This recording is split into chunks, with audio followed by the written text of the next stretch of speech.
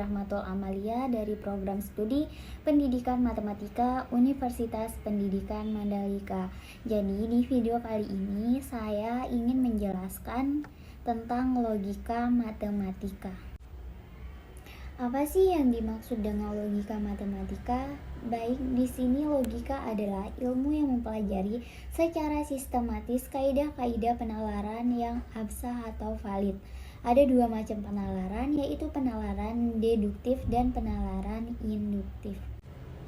Penalaran deduktif adalah penalaran yang didasarkan pada premis-premis yang diandaikan benar untuk menarik suatu kesimpulan dengan mengikuti pola penalaran tertentu. Contohnya, premis pertama, semua mahasiswa baru mengikuti ospek, sedangkan premis kedua, Wulandari adalah mahasiswa baru. Kesimpulannya di sini adalah Wulandari mengikuti ospek. Sedangkan penalaran induktif adalah penalaran yang didasarkan pada premis-premis yang bersifat faktual untuk menarik kesimpulan yang berlaku umum. Contohnya, premis pertama, ayam 1 berkembang biak dengan telur. Sedangkan premis kedua, ayam 2 berkembang biak dengan telur. Premis ketiga, ayam 3 berkembang biak dengan telur. Premis keempat, ayam 4 berkembang biak dengan telur. Sampai premis ke-50, ayam 50 berkembang biak dengan telur. Jadi kesimpulannya di sini adalah semua ayam berkembang biak dengan telur. Jadi logika matematika atau logika simbol ialah logika yang menggunakan bahasa matematika, yaitu dengan menggunakan lambang-lambang atau simbol-simbol. Logika mempelajari secara penalaran manusia, sedangkan penalaran seseorang diungkapkan dalam bahasa berupa kalimat-kalimat. Dengan demikian, logika mempelajari kalimat-kalimat yang menggunakan atau rumuskan penalaran manusia. Di sini ada yang dinamakan dengan proposisi atau pernyataan, di mana proposisi adalah suatu kalimat deklaratif bernilai benar atau salah, tetapi tidak keduanya. Nilai benar atau salah suatu proposisi disebut dengan nilai kebenaran pernyataan tersebut.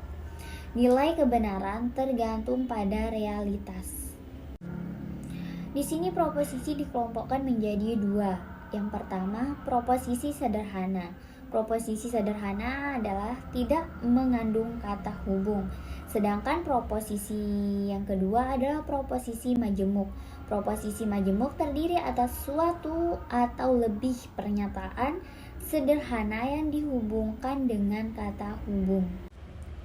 Proposisi atau pernyataan yang benar dikatakan mempunyai nilai kebenaran B atau benar, sedangkan pernyataan yang salah dikatakan mempunyai nilai kebenaran S atau salah.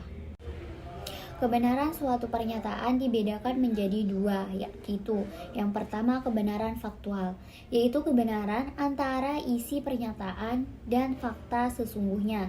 Sedangkan yang kedua kebenaran logis, yaitu kebenaran dengan aturan-aturan logika.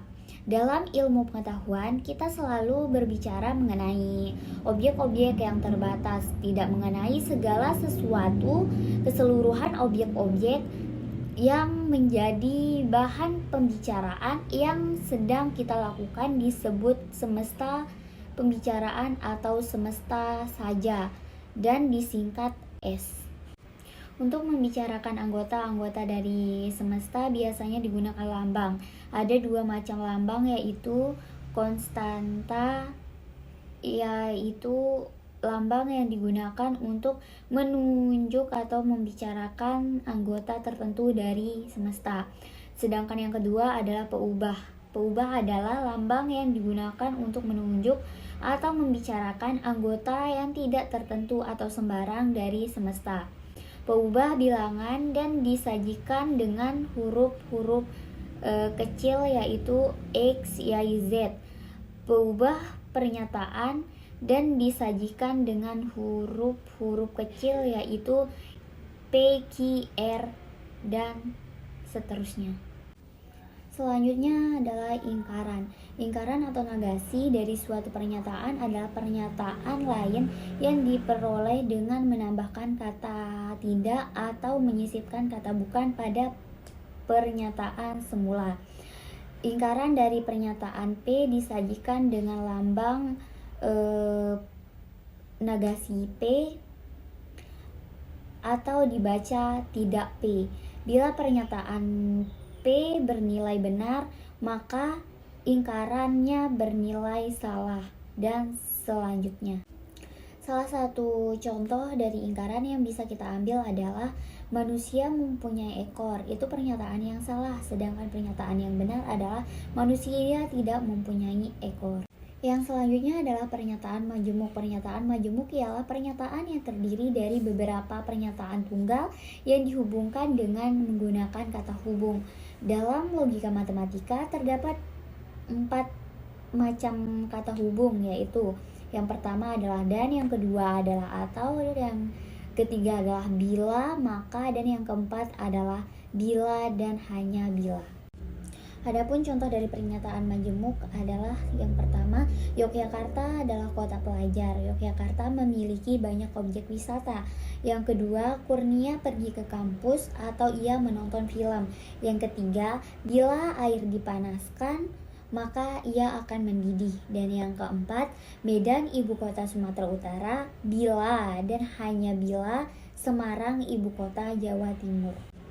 Pernyataan majemuk yang tadi berturut-turut disebut dengan konjungsi, disjungsi, implikasi, dan biimplikasi. Adapun kata hubung kalimat antara lain, yang pertama negasi, yang kedua konjungsi, yang ketiga disjungsi, yang keempat implikasi, dan yang kelima biimplikasi. Nilai kebenaran dari suatu pernyataan majemuk ditentukan oleh nilai kebenaran dari masing-masing pernyataan tunggalnya dan kata hubung apa yang digunakan.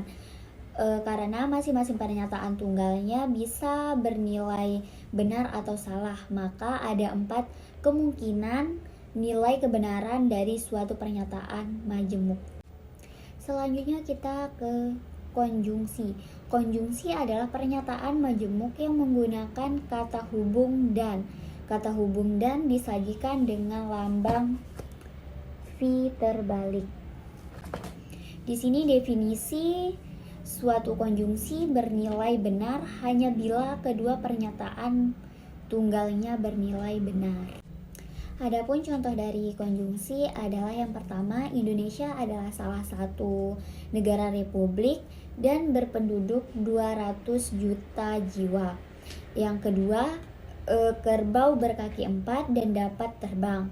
Yang ketiga adalah 3 adalah bilangan genap dan habis dibagi 5. Selanjutnya kita ke disjungsi, yang dimana disjungsi adalah pernyataan majemuk yang menggunakan kata hubung atau. Kata hubung atau disajikan dengan lambang V. Dalam logika matematika juga dibedakan menjadi 2 disjungsi, yaitu disjungsi inklusif dan disjungsi eksklusif, di mana mereka memiliki definisi. Yang pertama, suatu disjungsi inklusif bernilai benar bila sekurang-kurangnya salah satu pernyataan tunggalnya benar. Dan yang kedua, disjungsi eksklusif adalah bernilai benar bila salah satu atau tidak kedua-duanya dari pernyataan tunggalnya benar. Salah satu contoh dari disjungsi adalah Pak Hartono berlangganan harian Kompas atau Kedaulatan Rakyat. Yang kedua, Anies pergi ke perpustakaan atau ke kantin. Selanjutnya kita ke implikasi. Adapun pengertian dari implikasi adalah pernyataan majemuk yang menggunakan kata hubung bila, maka. Dalam bahasa sehari-hari, kita memakai implikasi dalam bermacam-macam arti. Misalnya, yang pertama, untuk menyatakan suatu syarat, yaitu bila kamu tidak memiliki karcis, maka kamu tidak akan diperbolehkan masuk. Dan yang kedua, untuk menyatakan suatu hubungan sebab akibat, yaitu bila kehujanan, maka Tono pasti sakit. Dan yang ketiga, untuk menyatakan suatu tanda, yaitu bila bel berbunyi maka mahasiswa masuk ke dalam ruangan perkuliahan. Definisi suatu implikasi bernilai benar bila antecedennya salah atau konsekuensinya benar. Jadi, suatu implikasi bernilai salah hanya apabila antecedent benar dan konsekuensinya salah. Adapun salah satu contohnya adalah bila Anindita adalah seorang pria, maka ia akan mempunyai kumis. Yang kedua, bila bumi berputar dari timur ke barat, maka matahari akan terbit di sebelah barat.